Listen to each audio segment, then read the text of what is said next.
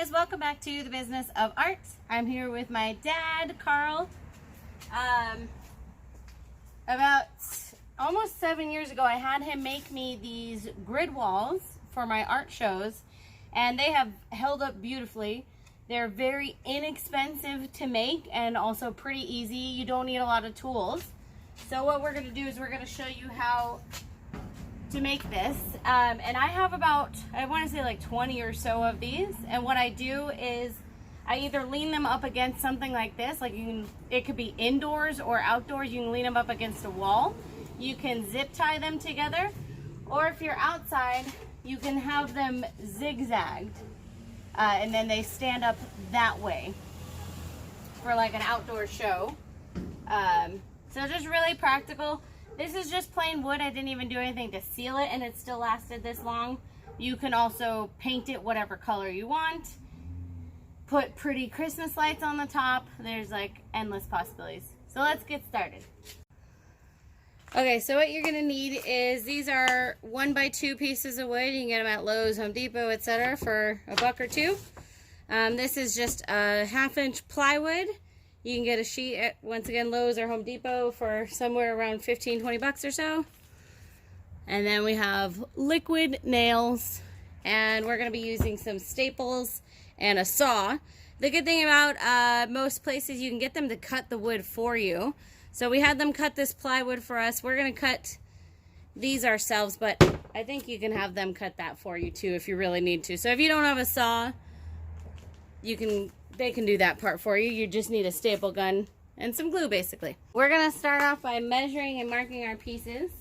Because we have 6-foot high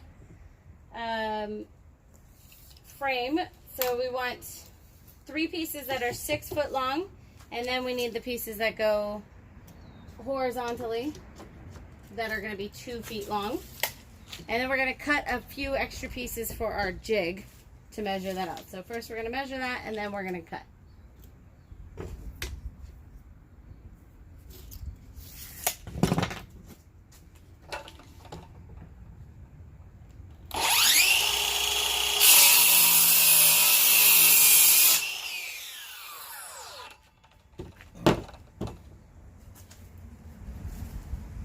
Wait, can you do that again? I could do it again. I actually don't think it was in the camera at all. Oh, well. That's okay. That's it. Guys, sorry about that. We can't reshoot that, so. Well, we could, we just wouldn't have long enough pieces of wood. Right. Well, I'm going to mark the grids. So we're going to build the jig. Yeah. Okay. So basically, I'm going to draw a line where I'm going to put the outside blocks. Okay? Yeah, maybe we flip the plywood over. That's No. okay. The next piece. So this is going to be the outside of the jig. We should probably cut the jig pieces. Okay? So I'm going to do that next. I can do that in camera. You can get it over to where you can see me. Okay. Okay. Okay, we need 1, 2, 3, 4, 5, 6. We have 4 that I cut off these 4 pieces, so I need to make 2 more at 2 feet before I cut my jig pieces. This is precise science, so you know, plus or minus a little bit. Okay. Now, to keep this in the camera, I'm just going to do this right here.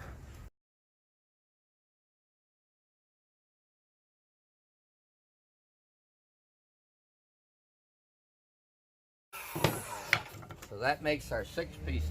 And we're going to need to cut this up to staple to form our jig. Of course, we're going to have more wood than this, but we'll go get some scrap.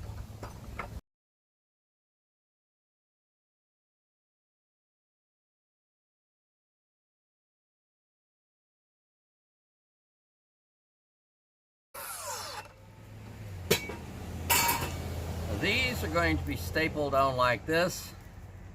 Very temporary affair. If you don't have a staple gun, you hand me that from behind you, Marcy? You can use screws, nails, anything. Yeah, and this step has a jig. You can probably even just glue it.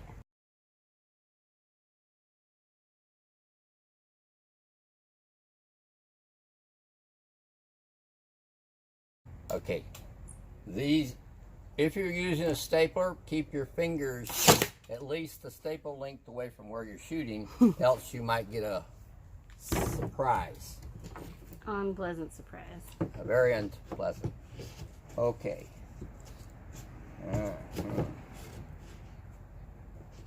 Then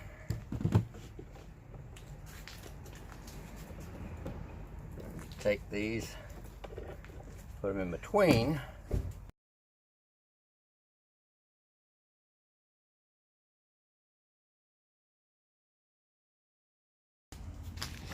Okay, so at this point we have basically our first part of the jig down. As you can see, we've stapled these on both sides of where this is going to go on this side. So now we need to measure the other side. Which would be, it's going to be 2 feet wide. So that needs to be right there. Okay.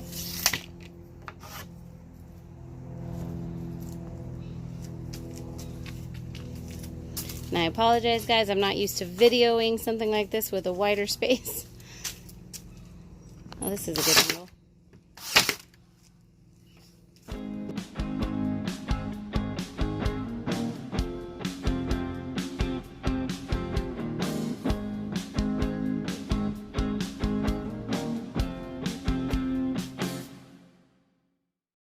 And we'll make that at 12 inches.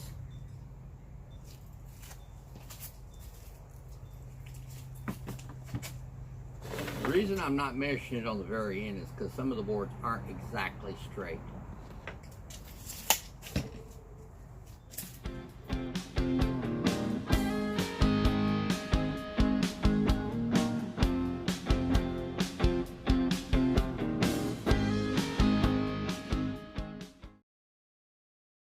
All right, I want to mark where the cross pieces go. And it should be every 1 foot.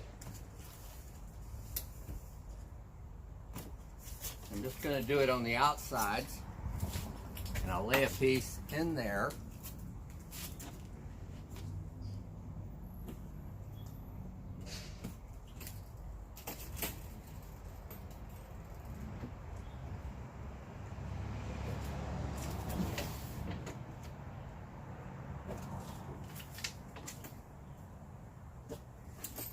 Okay.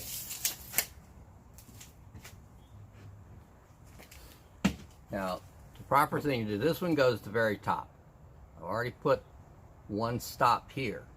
If you're going to make one of these, you don't even need a jig. If you're going to make several of them, the jig is important. So to make this one where it will, you put a couple of pieces here, so it just simply, you just sit in there, go put it in place, then you glue and staple it. All right, I'm going to switch to longer staples.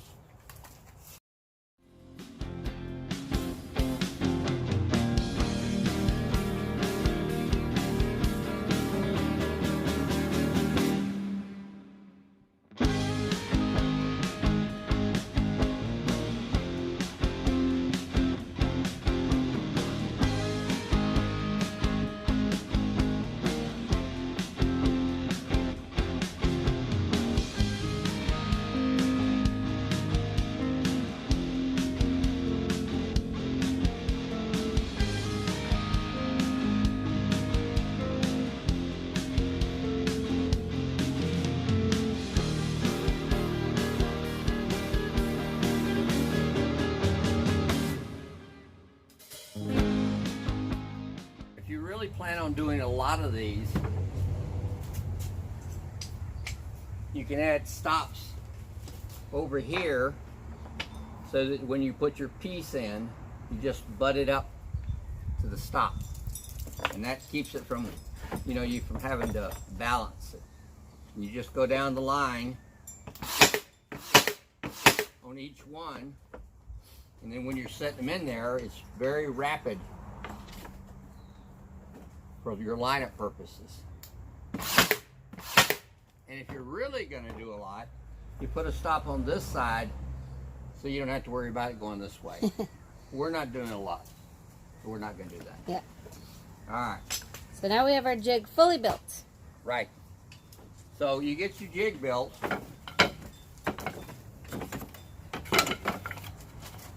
And what you do is you come along and you put your wood in where you want it to go with your ends. And again, you could put a stop here for mass production. Okay. But you put your wood in where you want it to be. Then you put your glue. This is your liquid nails. Your liquid nails. I recommend it. It's cheap. It's $1.99 even at Do It Center. And so that's cheap. So you put a dab of liquid nails there. Because the staples or screws, you can use screws, nails, whatever, are not what holds this thing together. It's the liquid nails. You just put a little bit in each joint.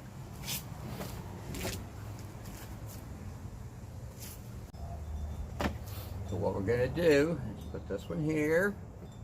It's now been glued on all points. And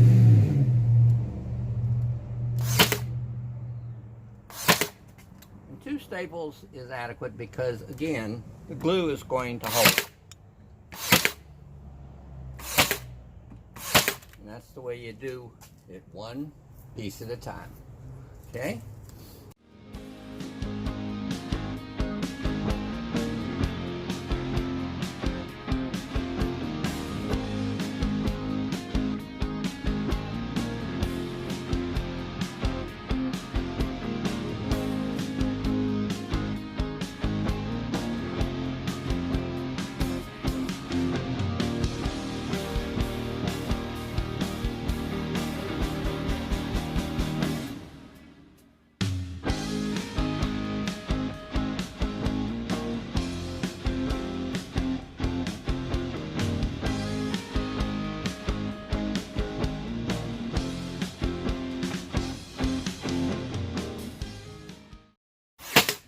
"15 seconds. So at this point, now that you have that jig built, we can build tons more of these. And, Rapidly. Very rapidly. And that's literally it.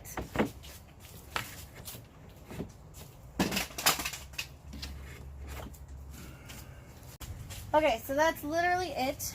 Now, my grid walls have been literally sitting outdoors for about 6 years for most of that time. And they've still lasted. As you can see, the wood's much more weathered. But I didn't seal it or anything, so you can paint it or do whatever. And the other thing too is after a couple years, you could just sand this down and kind of just refresh it with some spray paint and make it look cool. You can make it match any decor. In terms of hanging the pictures on this, what I normally do is I have my dad come with his Screw gun. drill. And I tell him where I want to hang the pictures and have him put a nail in there, and then I hang my pictures. You can also use S-hooks. You could attach chains here to use. You know, you can do tons of different things. That's kind of the easier part. You can use nails. I wouldn't recommend that. They're a little difficult. Screws are much easier. And like I said, you can zip tie them together and create kind of like the accordion idea, and that will help them stand up by themselves, or you just lean them up against something. So at the end of this video, I'm going to show you, I'll do a little slideshow of pictures from my actual art shows where I have used these, so you can kind of see the many applications of these. Super cheap, so what, like less than 10 bucks each, right? Yeah. If you go to like Home Depot or Lowe's, you're going to be spending less than 10 bucks each on these. When you originally made me, he originally made me, I think, 20 of them, and it was less than 100 bucks. Right. So, much cheaper than the metal ones, and you can just remake them as needed. You can make as many as needed. Usually you're not going to need 20 of them, but I hosted lots of big art shows where I provided the walls for my artists, so I needed a lot of them. Hope this was helpful. I'll see you guys next time. Bye-bye.